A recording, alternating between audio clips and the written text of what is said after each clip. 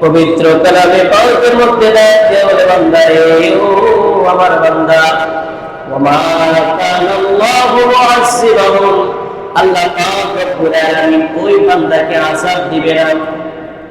আমার আল্লাহ রব্বুল আলামিন ওই মানুষটাকে আযাব দিবে না ওয়া হুম ইস্তাগফিরুন যতক্ষণ পর্যন্ত ওই বান্দা আল্লাহর ইস্তিগফার করতে থাকে আল্লাহর কাছে ক্ষমা পেতে থাকে ক্ষমা চাইতে থাকে আল্লাহর দরবারে সিজদার অবস্থায় থাকে সব সময় নিজেকে ছোট মনে করে আর মনে করে আল্লাহর কাছে ক্ষমা চাই আমার আল্লাহ রাব্বুল আলামিন বলে ওই বান্দাকে আমি আযাব দেই না সুবহানাল্লাহ ঘোষণা কার যদি বলেন কার আল্লাহ পাক বলেছে যদি বান্দা ইস্তিগফার করে আমি আল্লাহর কাছে তওবা করে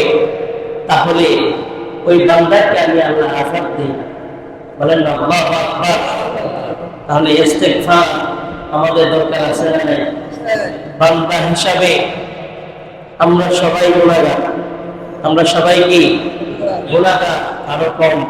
কারো বেশি কিন্তু আমরা সবাই গুনাহগার পৃথিবীর মধ্যে শুধুমাত্র নবী রাসূলগণ নিষ্পাপ তাদের কোনো গুনাহ নাই তাদের আগের গুনাহ পরের গুনাহ আল্লাহ পাক maaf করেছেন সেই জন্য নবীজি হাদিসের মধ্যে বললেন আত্তাইউনা মিনাল যানবি কামা লা যানবা ও আমার উম্মতেরা শোনো শোনো মন দিয়ে শোনো কান পেতে শোনো আমার উম্মতেরা রে যে ব্যক্তি গুনাহ করে তওবা করে তার অবস্থা হলো যেমন যে যার জীবনে কোনো গুনাহ নাই সুবহানাল্লাহ